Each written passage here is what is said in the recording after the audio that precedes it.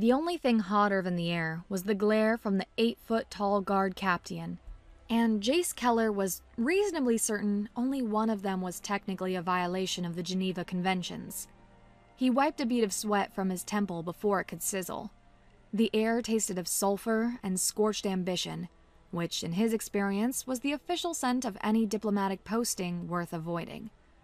"Look," Jace said, forcing a placid smile that felt like it was melting off his face. "Captain Vorn, is it? All I am requesting, per the Millendanus Accords, Article 4, Section 3, Subsection A, is a preliminary meeting space with adequate atmospheric filtration and a functioning nutrient dispenser, specifically one that can replicate Terran-style roasted bean infusion."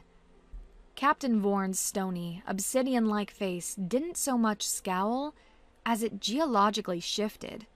Her voice was a low rumble, the sound of stone shifting deep underground. "You are soft, human. Your shell is weak. You complain of our air. You ask for brown water." "It's called coffee," Jace muttered, "and it is the lifeblood of bureaucracy. Without it, civilizations crumble, paperwork goes unfiled, and the entire galactic order descends into a state of mild inconvenience, followed by severe logistical chaos." Vorn blinked a slow, disconcerting motion of a nicotinating membrane. "The Queen Mother will see you at the Feast of Pledges. You will stand in the Great Hall. You will breathe our air. If you faint, we will stack you with the other provisions." Jace's smile tightened. "Excellent. I'll just go file an official protest regarding the potential commingling of diplomatic personnel with foodstuffs. Form 74J, I believe. Hazardous contamination regulation." The guard captain simply turned her massive, plate-armored shoulders a clear dismissal. Jace sighed, the sound lost in the oppressive heat. Welcome to Pyrethia, the armpit of the galaxy. His assignment brief had described it as a geothermally active world with a robust, honor-based matriarchal society. Jace's translation, an apocalyptic volcano planet run by angry lava lizards who solved political disputes by hitting each other with things. And they didn't have a decent coffee machine anywhere. It was, in every conceivable way, hell. The Great Hall was less a room and more a hollowed-out volcano core. Obsidian walls soared into a smoky darkness, lit by flickering rivers of molten rock that flowed in recessed channels along the floor. The heat was a physical presence, a giant, unseen hand pressing down on Jace's dress uniform. The air was thick, carrying the metallic scent of blood wine and the sharp smell of superheated rock, vibrating with unspoken threats. Warlord matriarchs from the vassal clans stood in rigid, armored clusters, their glares as sharp as the ceremonial daggers at their hips. Jace, feeling distinctly like a soft-shelled snail at a hammer convention, tried to make himself small. He nursed a cup of the local lava ale, a viscous, faintly glowing liquid that tasted like battery acid and regret, and focused on his primary directive: observe, report, and do not, under any circumstances, get involved. His gaze drifted across the tense tableau. On the monolithic throne sat Queen Mother, a figure so ancient she seemed more geological feature than living being. Withered and frail, she watched the proceedings with eyes clouded by pain and resignation. Jace could see it instantly. She was too weak to enforce her will. A monarch bound by traditions that demanded the clans offer their fealty, not have it commanded. Her power had already faded, leaving a vacuum the other predators in the room were circling.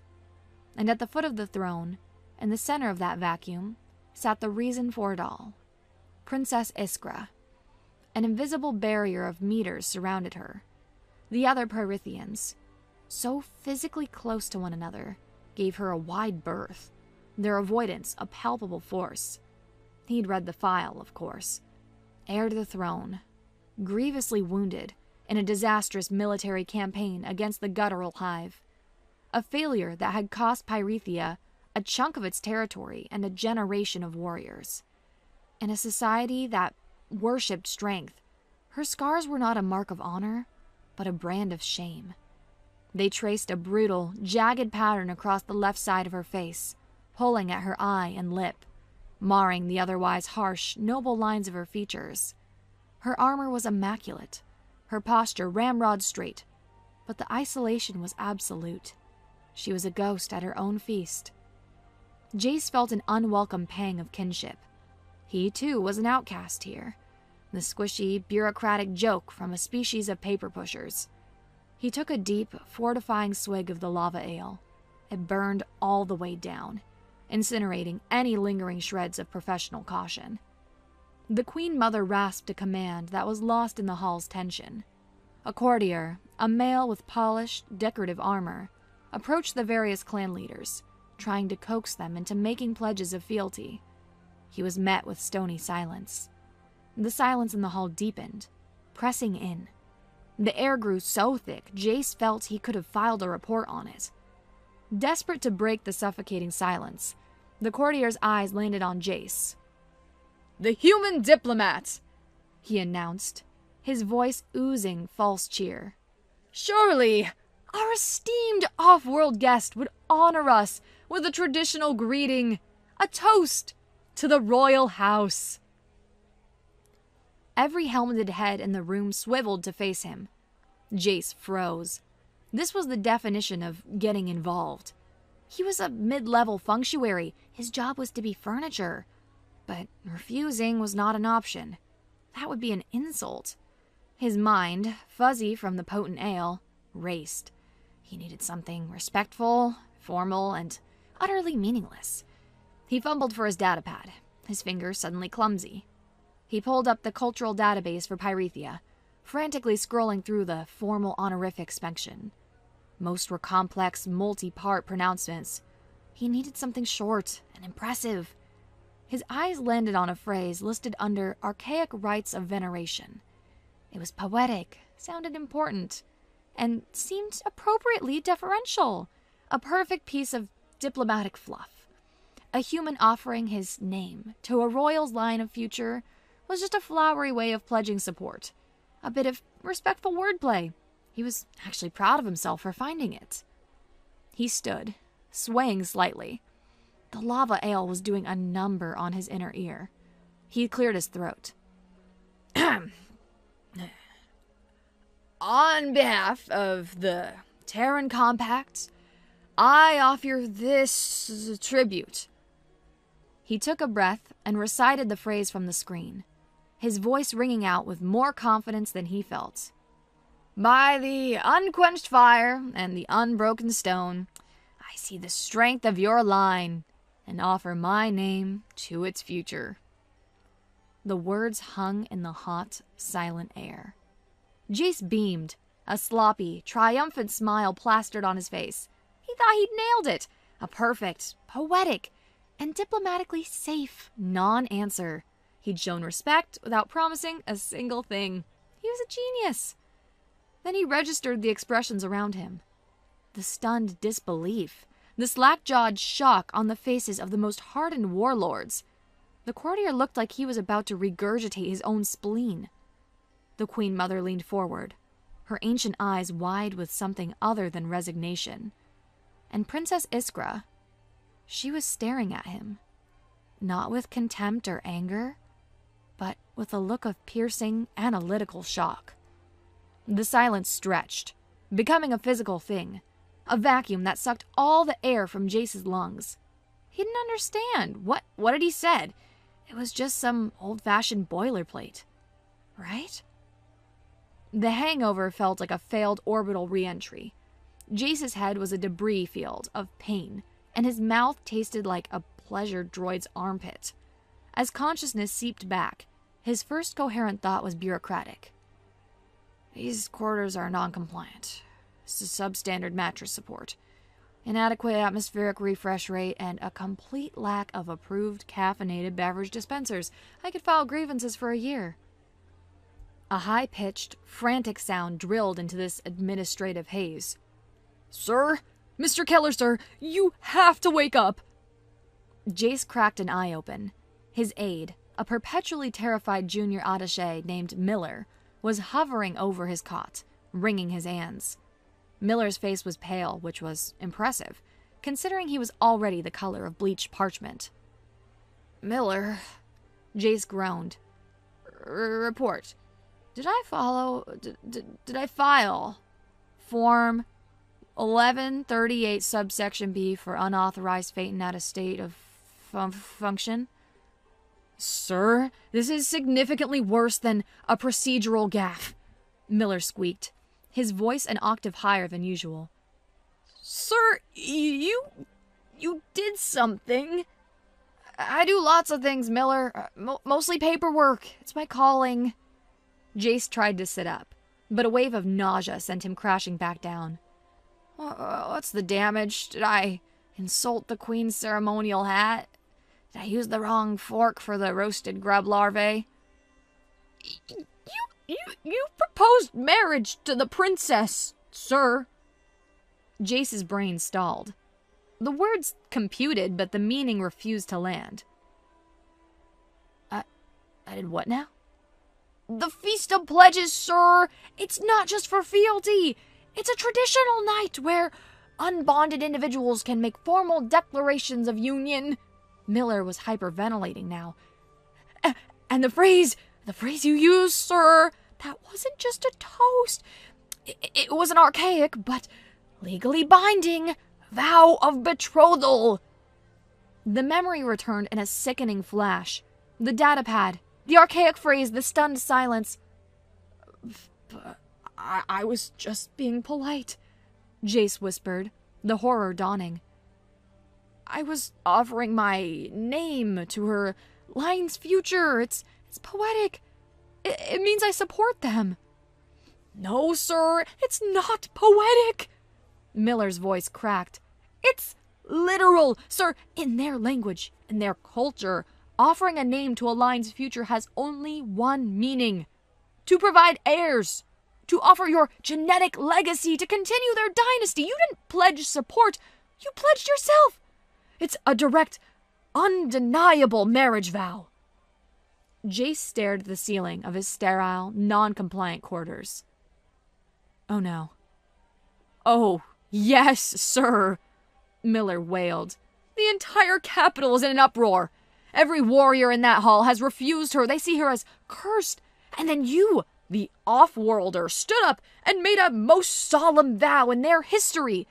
To rescind it now would be an insult so profound they might just declare a war on humanity, or more likely just on you. They'd probably toss you into the nearest lava flow, sir, and then file a complaint.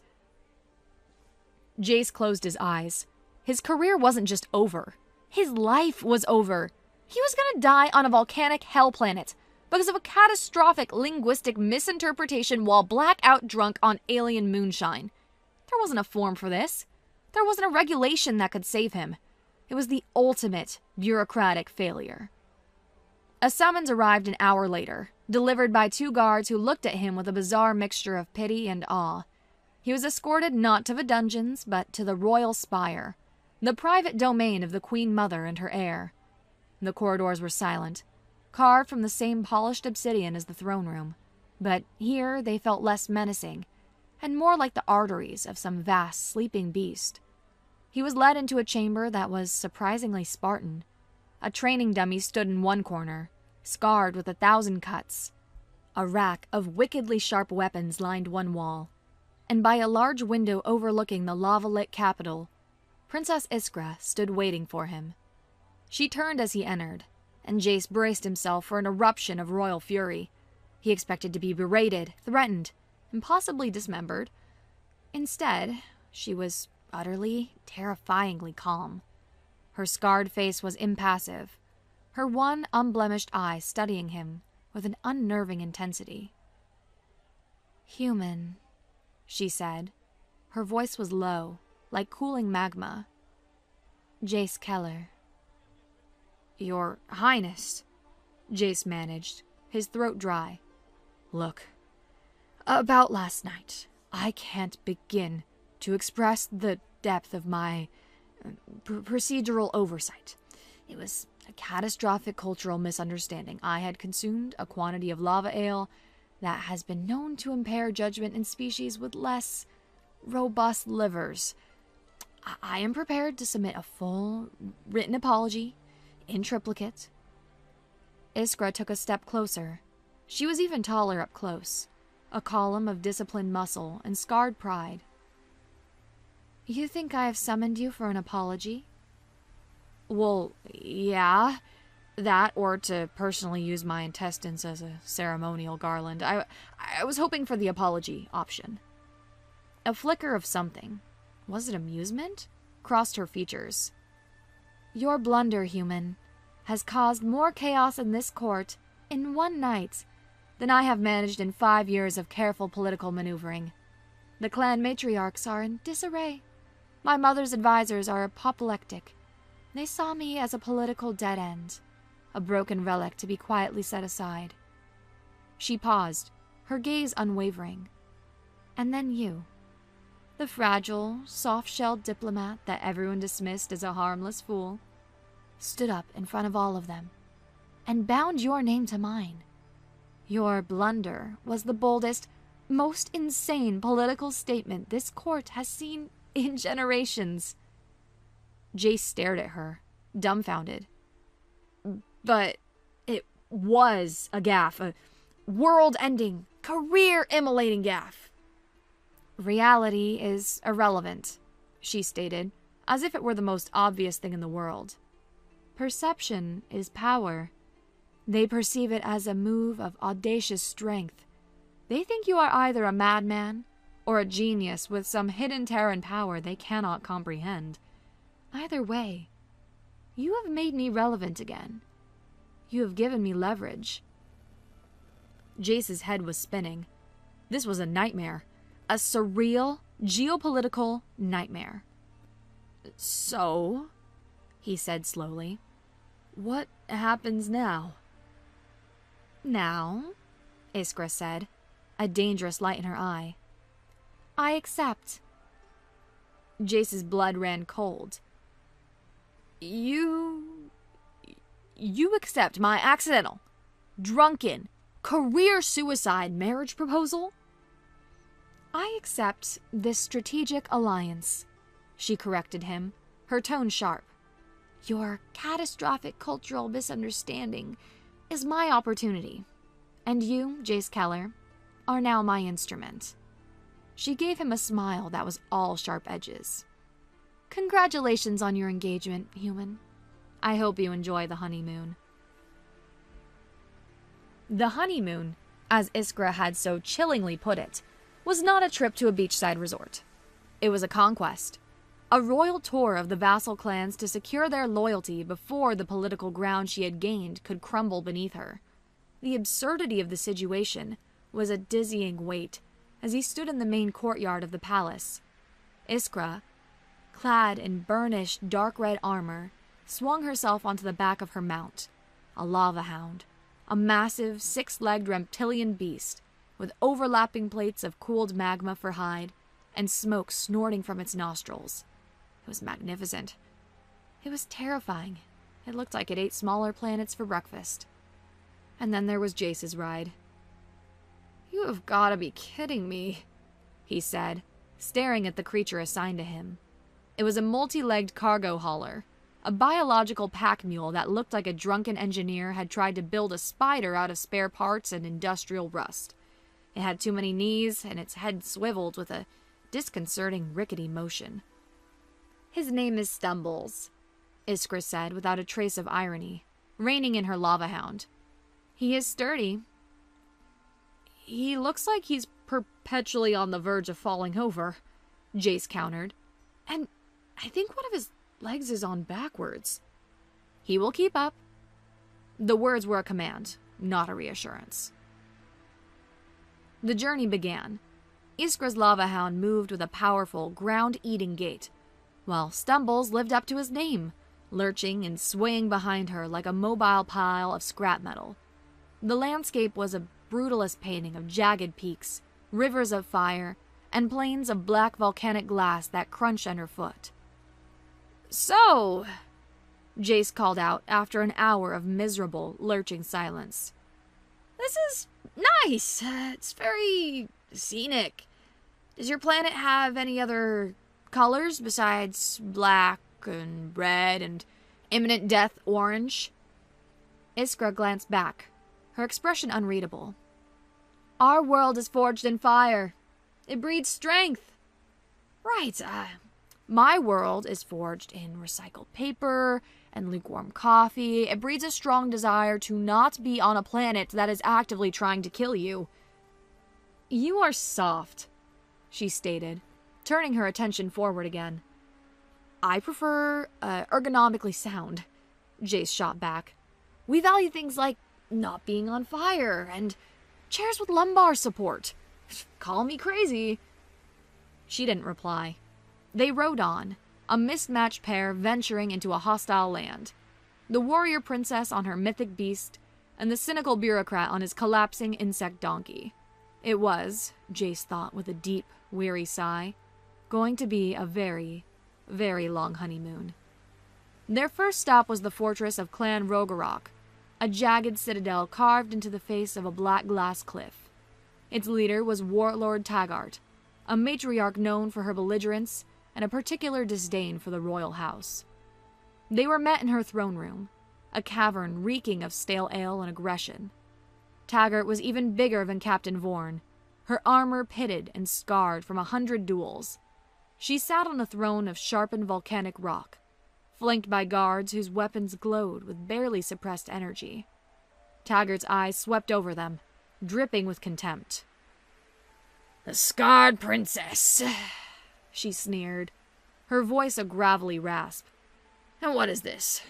A soft-shell pet you found to pledge when no warrior of honor would?" Jace saw Iskra's hands clench into fists at her sides, but her face remained a mask of cold fury. "Warlord Taggart," Iskra said, her voice dangerously level. "You will show my consort the respect his station demands." "Station? He has the station of a fool. He's weak, a mockery. How can you hope to lead the clans when you bind yourself to that?" She gestured dismissively at Jace. "I have come to accept your pledge of fealty," Iskra said, ignoring the jibe. "You will have my fealty when you earn it in the ritual circle," Taggart growled, rising from her throne. "You and me. Now. Unless your little pet wants to fight in your place." Iskra's hand went to the hilt of her blade. "I will reclaim my honor myself." Jace watched, his mind racing. A duel was Iskra's world, not his. But he was her consort, her ally. And he was a bureaucrat. His weapons weren't made of forged steel, they were made of rules. And he had done his homework. While Iskra stepped forward, preparing for the duel, Jace cleared his throat. Loudly. "Excuse me," he said, his voice calm and carrying. "Warlord Taggart, a point of order before the ritual bloodshed commences." Taggart shot him a look of pure venom. "What is it, little snail?" Jace held up his datapad. "I couldn't help but notice the power source on your Honor Guard's plasma repeaters. The EM7B conversion cell, a fine choice for stopping power, but unfortunately, a direct violation of the Guttural Free Trade Accord, Section 9, Subsection B, which prohibits the use of military-grade hardware manufactured with non-bonded synthetic crystals from the Altair system." Taggart stared at him, bewildered. "What?" "Furthermore," Jace pressed on, his voice gaining the confident, droning cadence of a master auditor, "the armor plating on your flankers appears to be a composite alloy, containing more than the 0.05% of restricted neodymium allowed under the Galactic Compact's Non-Proliferation Treaty of 78. I have the form right here. Sanctions would include the immediate seizure of all non-compliant assets, retroactive tariff levied against all clan trade for the last 5 fiscal cycles, and a potential blacklisting from the interstellar shipping guilds. He looked up from his datapad and gave Taggart's chief aide a thoughtful look. These fines alone would bankrupt your clan for a generation. It's a mountain of paperwork. You'd be filing appeals for decades. The aide, who had been sneering moments before, was now staring at Jace with wide-eyed horror. He began whispering frantically in Taggart's ear. The warlord's focus, once laser-sharp on Iskra, was now fractured. She was distracted, confused. Her rage diluted by a sudden, terrifying wave of logistical dread. It was the only opening Iskra needed. She moved like a blur of dark red steel. She didn't go for a killing blow, but to disarm. 2 precise, devastating strikes sent the warlord's massive axe clattering across the stone floor. But Taggart was no mere brute to be felled by a single trick. With a roar of pure fury, she snatched a wicked-looking dagger from her belt. Taggart lunged, a bull-like rush of armored fury. The smaller blade, a vicious blur, aimed at Iskra's gut. Iskra met the charge, parrying the main thrust with her own longer blade. But Taggart's wild momentum carried through. The tip of the dagger slashed across Iskra's forearm, scoring a clean, hot line through armor and flesh. Iskra didn't flinch. The pain seemed to only focus her. Before Taggart could recover for a second strike, Iskra trapped the knife arm, twisted with brutal finality, and then drove the pommel of her own sword onto Taggart's temple. The warlord crumpled. Iskra stood over her, blade at her throat. The throne room was silent, save for Taggart's ragged, pained breathing as she clutched her throbbing wrist. "Do you yield?" Iskra's voice was cold as the starless space between galaxies. Taggart, dazed and utterly defeated, managed a choked, "I yield." Iskra sheathed her weapon and turned, her gaze meeting Jace's across the room. She gave a single, almost impersonable nod. It was a shared victory. One won with a blade, the other with a subsection. That night, they made their camp in the shadow of a slow-moving lava flow. The sky was a bruised purple, streaked with the angry orange glow of the planet's molten heart. The air was cool for Pyrethia, which meant it was merely hot enough to bake bread. Jace watched Iskra as she tended to her armor, her movements economical and sure. She had a small cut on her forearm from the duel, a clean slice that she ignored with stoic indifference. Wordlessly, Jace rummaged in his diplomat's field kit. He pulled out a small, sterile antiseptic wipe. He walked over and held it out to her. She looked from the wipe to his face, her expression guarded. "It is nothing." "It's a potential vector for infection," Jace said, his tone matter-of-fact. "And it would be a shame to survive a duel with a 7-foot-tall battle-axe enthusiast, only to be taken out by a microscopic organism." She hesitated for a moment, then took the wipe. She cleaned the cut with a quick, sure motion. The gesture was small, practical, devoid of pity. He was a colleague ensuring a partner remained combat effective. The tension that had existed between them since the proposal seemed to ease, replaced by a quiet, shared space. "You were a bureaucrat today," she said, her voice softer than he'd ever heard it. "You fought with rules." "It's just what I know," Jace admitted, settling down on a rock near the fire. "Not as flashy as an axe, but it gets the job done. Sometimes." "No one has ever fought for me like that," she said, not looking at him. She was staring into the fire, but her focus was somewhere far away. "They either fight to claim me, or to protect their honor through me. You just made her position untenable." "She insulted you," Jace said simply. "And you're my strategic partner.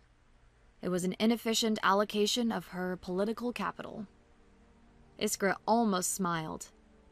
"Is that what you call it?" She finally turned to look at him, her scarred face illuminated by the firelight. "Those scars you see, they are not from an honorable defeat. I was leading a vanguard against a guttural nest. My second in command, a rival from a jealous clan, gave my plans to the Hive. It was a trap. She betrayed me to the enemy for a chance at glory. I was the only one who fought my way out. Jace was silent for a long moment, processing the weight of her admission. The files had said it was a failure. They hadn't said it was a betrayal. So, your people don't see a survivor. They see a reminder of the day they were made fools of. They see a failure made flesh, she confirmed, her voice flat. It is easier than admitting one of their own was a traitor. Jace looked at this fierce, proud warrior, shrouded in loneliness. My people, he said, his voice laced with a familiar cynicism, don't value strength or failure. They value compliance. I was good at my job. Too good. I automated half the sector's reporting procedures, making 3 senior attachés redundant. I streamlined trade routes, which cut into the kickbacks a well-connected corporate liaison was receiving. I was effective, and for that I was branded a troublemaker and reassigned to the most undesirable post in the known galaxy. He gestured around at the volcanic wasteland. Welcome to my reward for competence. Iskra looked at him, really looked at him for the first time. She saw not a soft shell, but a fellow exile, someone punished for the very qualities that defined them. So, she said, a dry, brutal humor entering her voice. We are a pair, then. The scarred and the subversive. The beast and the bureaucrat. Jace felt a genuine smile touch his lips. I think I prefer the diplomat and the dame with the disintegrator-proof décolletage. But we can workshop it. For the first time since he'd met her, Princess Iskra laughed. It was a short, rough sound, like rocks tumbling down a mountainside, as if the mechanism for it had rusted from disuse. And Jace decided, right then and there, that getting her to do it again was a new primary directive. To continue their honeymoon, they needed supplies. Untraceable, off-the-books gear that couldn't be linked back to the royal house. Iskra led him to a black market operating out of a network of geothermal caves, where steam billowed from cracks in the rock, and the air was thick with the scent of sulfur and illicit commerce. It was here they met their crew. Their first recruit was a Cheetic, a multi-limbed arms dealer with an exoskeleton that shifted from metallic green to deep violet, and a voice that sounded like 1,000 tiny clicks translated into perfectly sassy, idiomatic standard. Princess Iskra and her human accessory, Cheetic chirped, her large, dark eyes taking in Jace. Heard you crashed Warlord Taggart's party. Good for you. The armored old hag has been squeezing my supply lines for years. You need weapons, shields, a small tactical anti-gravity mine that only detonates when it detects self-righteous monologuing. I've got a special on those. We require discretion, Chitwick, Iskra said, and a long-range comm scrambler. Discretion is my middle name. Well, actually, it's but discretion tests better with my client base. While Chitwick haggled with Iskra, Jace noticed a large blob that pulsed with a soft, unwavering light in a corner. It was gelatinous, bioluminescent amoeba, easily the size of a small hovercraft. It communicated through modulated light patterns and low-frequency hums. What is that? Oh, that's Gloob, Chitwick clicked. He's a bard from the Milladadian Slime Pits, chronicler of epics. Jace's universal translator, a standard-issue diplomatic model, flickered as it tried to parse the creature's emissions. Suddenly, a voice filled his ear, smooth and rhythmic, with a definite beat.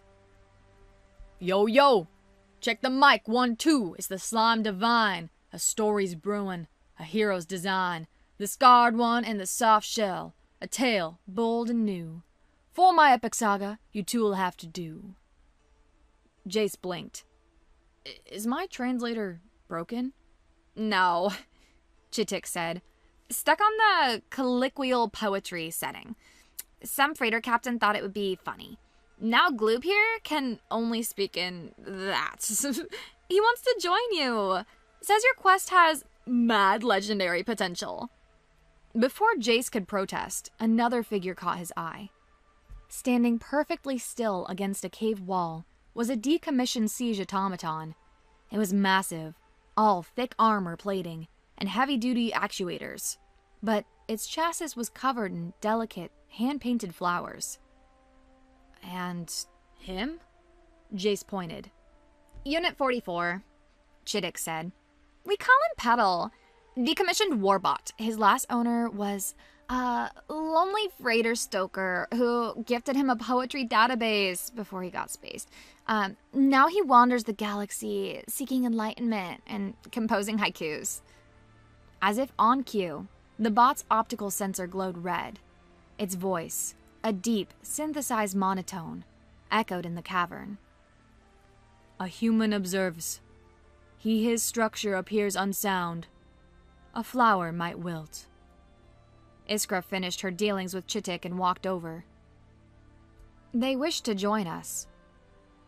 A rhyming blob and a poetry-reciting killbot, Jace said, deadpan. Our chances of success just skyrocketed. We're now officially the weirdest armed rebellion in the galactic history. Petal the bot swiveled its heavy head to look at Iskra. Her quest is worthy. A poem written in great deeds. I will guard the verse. Gloob pulsed a series of bright, enthusiastic colors. The crew is assembled, the fellowship tight. Gonna rock this volcano morning, noon, and night. The bot, the bug, the blob, the human, the queen, the baddest damn posse the galaxy's ever seen. Jace pinched the bridge of his nose. Fine, he sighed. But if he starts doing slam poetry during a firefight, I'm not responsible for what happens. They made camp a few nights later, their strange little entourage a pocket of bizarre camaraderie in the vast, hostile wilderness. Petal stood silent guard, occasionally murmuring a new haiku about a particularly interesting rock. Gloob provided a softly glowing rhythmic light show, humming a low-bass ballad about their journey so far. Jace was cleaning his datapad when he noticed Iskra flinch. It was a tiny, almost impersonable movement as she shifted her weight. He'd seen it before, a slight tensing of the muscles around her shoulder whenever she moved a certain way. He looked closer. Near the complex joint where her pauldron met her breastplate, nestled deep in the scarred tissue that the armor didn't quite cover, he saw it. A tiny glint of metal. A piece of shrapnel no bigger than his thumbnail, that our healers must have missed years ago. It was embedded just deep enough to press on a nerve every time she extended her arm. A source of constant, low-grade, agonizing pain she had clearly lived with for years. He didn't say a word. He didn't want to make a scene or offer pity. Instead, he walked back to Stumbles and retrieved his diplomat's kit. Beyond just paperwork, the kit contained a set of delicate tools for fine, detailed work repairing sensitive electronics and cracking microseals on classified data briefs. He returned to the fire and knelt beside her. "Don't move," he said softly. She tensed, her hand instinctively going to her dagger. "What are you doing?" "Performing unscheduled technical maintenance," he replied, his voice calm and steady. He held up a pair of fine-tipped, magnetized forceps and a micro-optic scanner. "There's a foreign body compromising your chassis's operational integrity. Needs to be removed." She stared at him, her one good eye searching his face.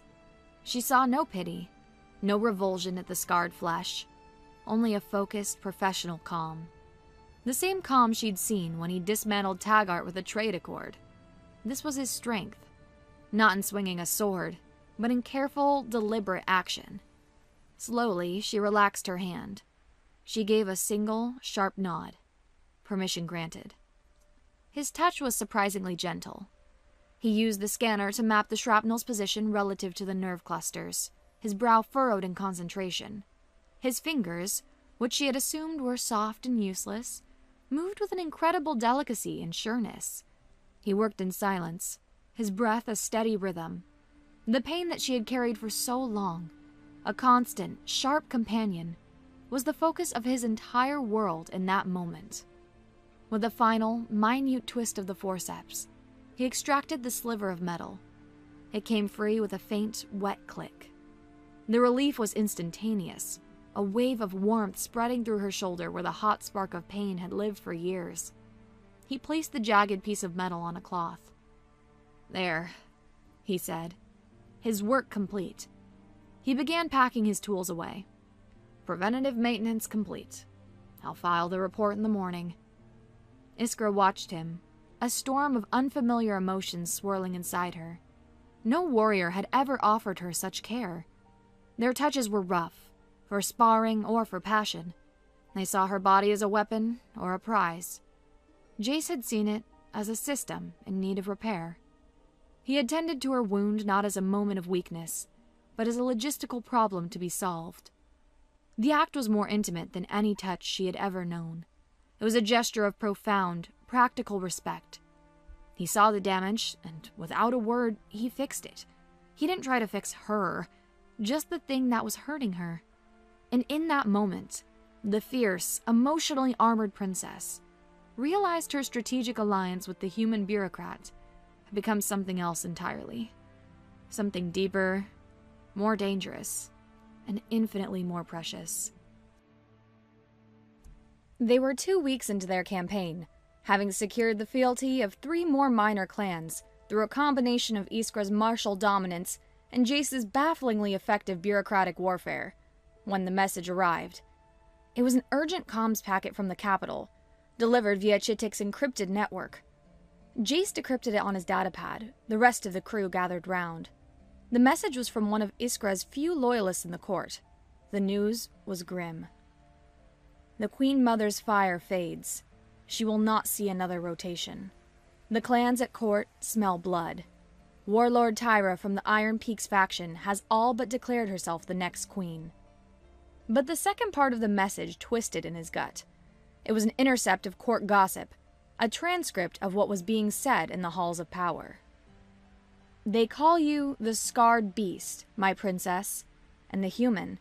They say he is the soft fool you tricked into a vow because no true warrior would have you. They laugh. They say he will run the moment he sees a real battle, leaving you more shamed than before." Jace glanced to Iskra. Her face was granite, but he saw it. The flicker of pain in her eye. The slight tightening of her jaw. Her mask of indifference, so carefully maintained, had cracked.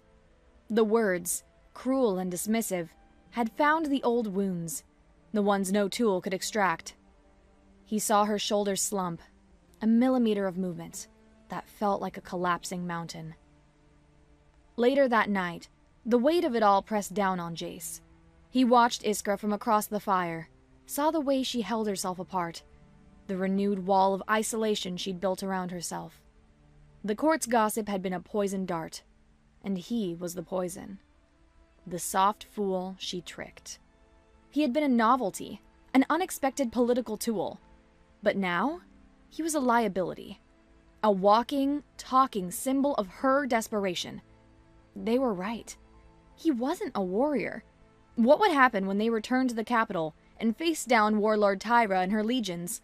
He'd quote regulations at them? They'd laugh and incinerate him. And her with him. His presence, his accidental vow, was making everything worse for her. He was a stain on her honor. A joke that undermined her gravitas. He was the problem. And Jace Keller, at his core, was a problem solver. He had to remove the variable. He had to remove himself. He framed it as a cold, logical, tactical decision. The most direct way to protect her was to disappear. Quietly, so as not to wake the others, he moved to his pack. He pulled out the transponder. It wasn't standard diplomatic issue. That would trigger a dozen alarms and inquiries. This was a sleek, unmarked device he'd traded 3 cases of Aldebaran whiskey for in a back alley on Milandanis Port. A piece of covert, off-the-books gear for situations where plausible deniability was key. Official channels were for getting into trouble, not for getting out of it. It was a one-use, no questions asked panic button. His finger hovered over the activation stud. He would leave a note. Explain it was for her own good. That his removal from the political equation was the only logical move to secure her position. It was the right thing to do. It was the only thing to do. He was protecting her. That's what he told himself as his thumb pressed down.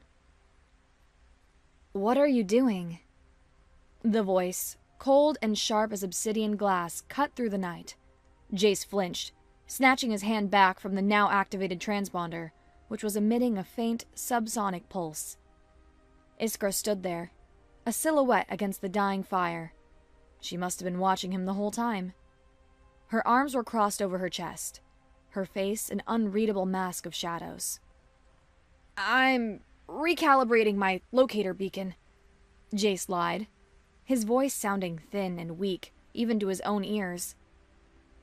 "You are a terrible liar, human," she said, stepping into the light. Her eyes burned with a cold fire he had never seen before. "That is an extraction transponder. You are running away." "No!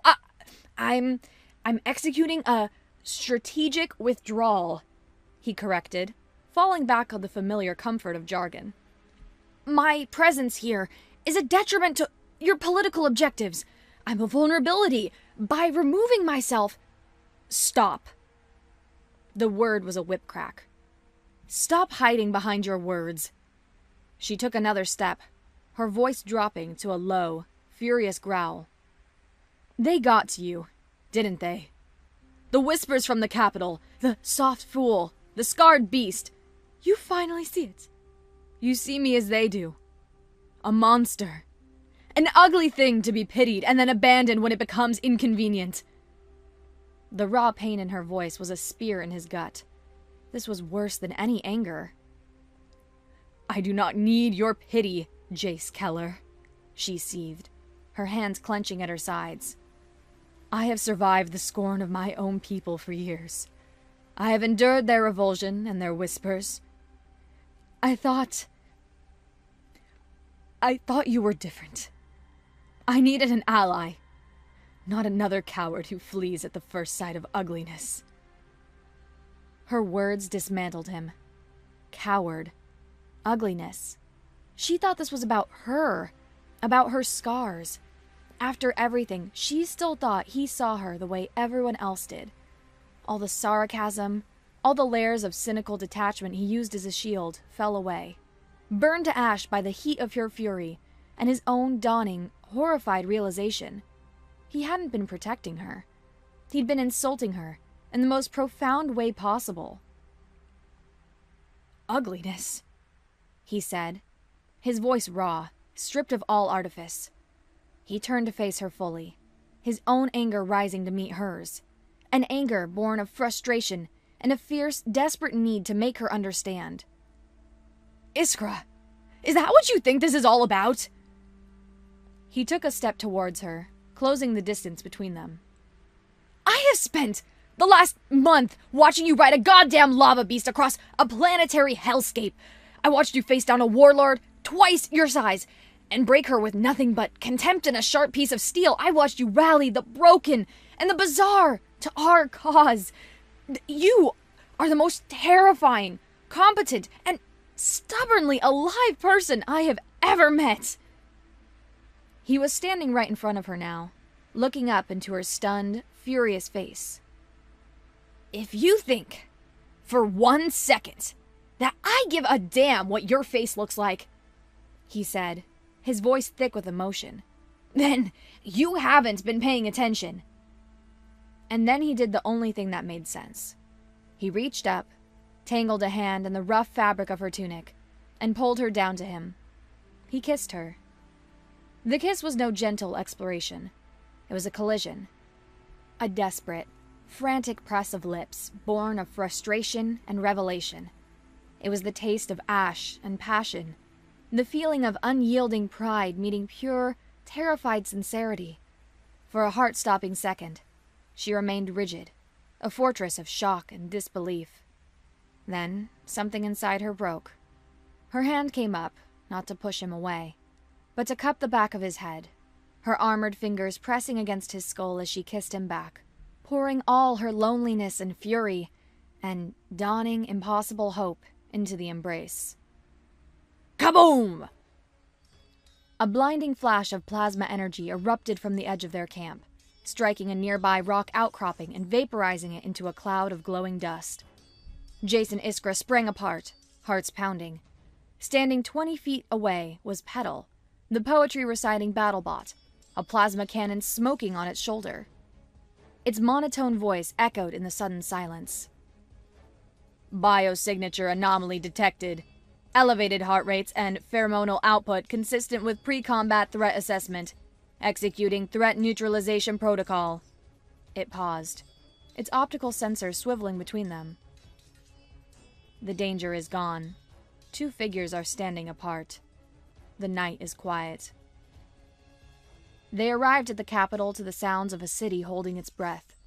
The air in the great hall was electric, with the promise of violence.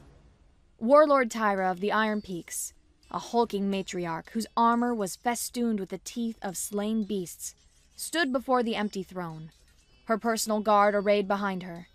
The other clan leaders were armed, their factions squared off, the throne room a powder keg waiting for a spark.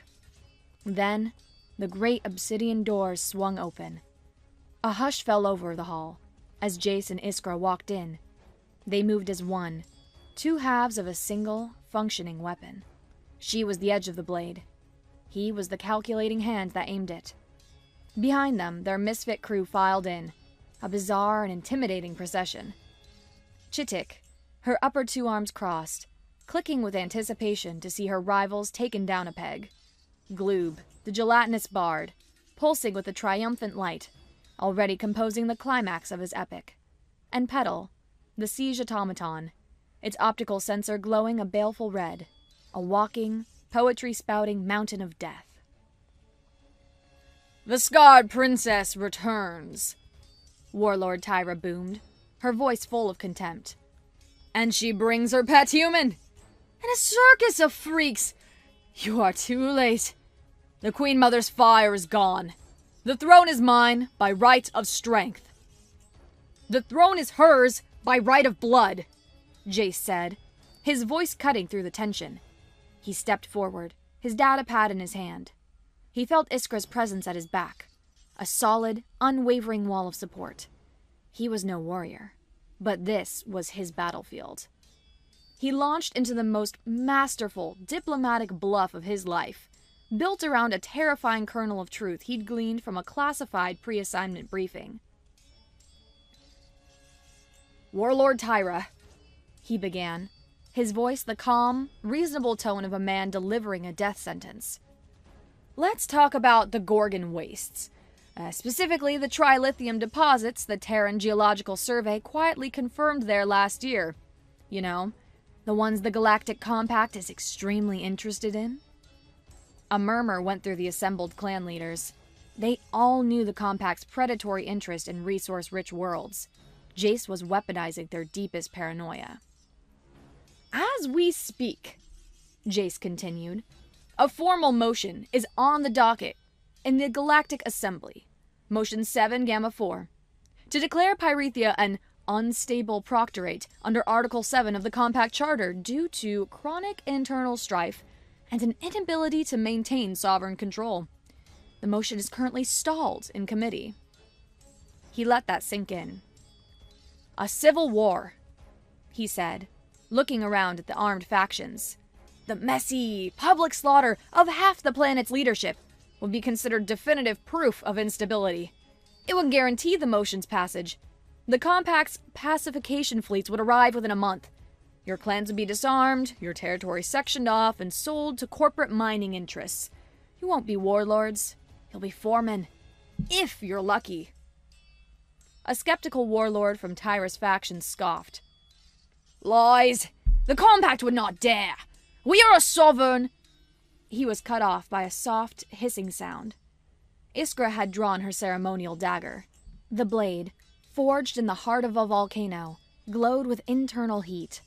With a calm, deliberate motion, she rested its searing tip against the palm of her own gauntlet. The metal hissed and glowed brighter, the smell of superheated steel filling the air.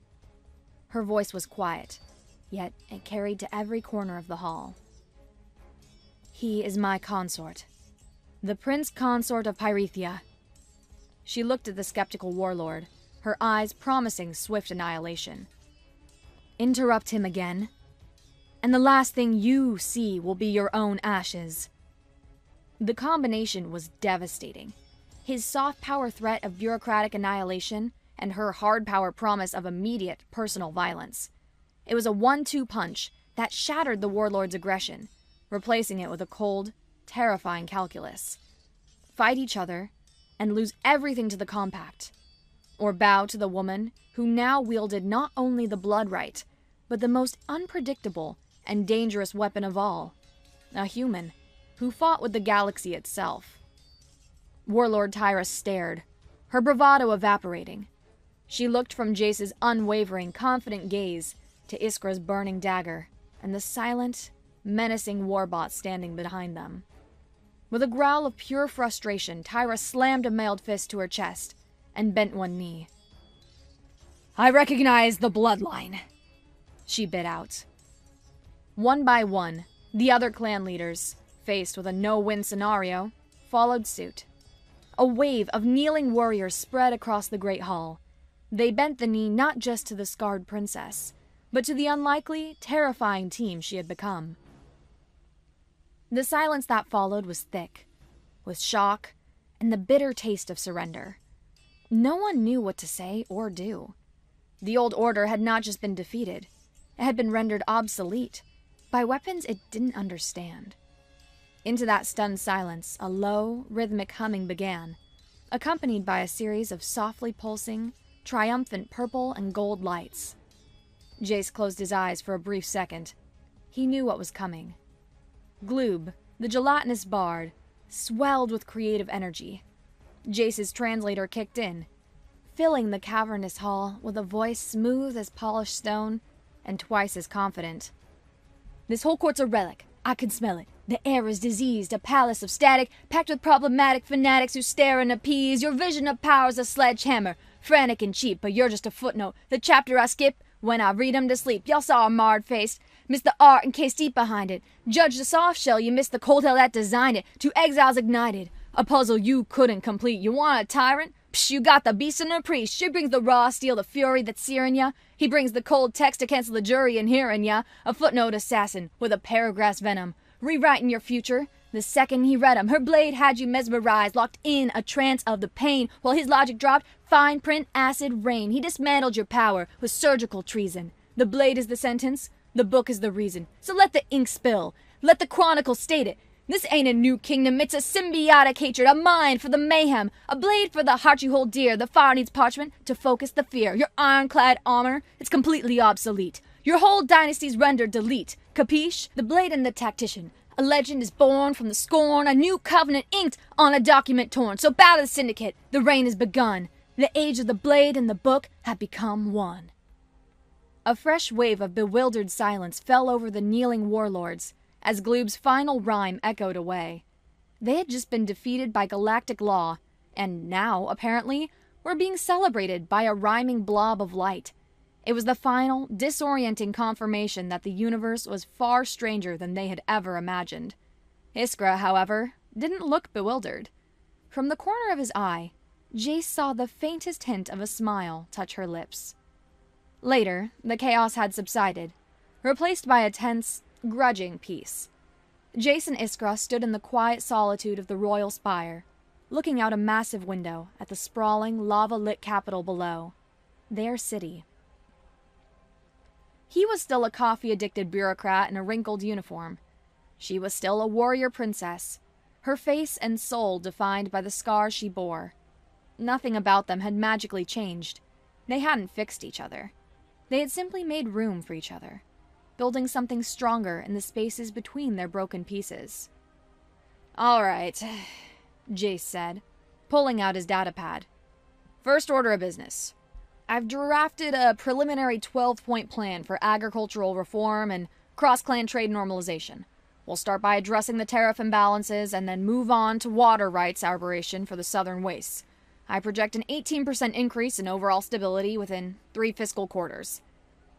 Iskra placed a hand over his datapad, stilling his fingers. "That sounds incredibly boring." He looked at her. A slow smile spread across his face. "Yeah," he admitted. "It kind of is."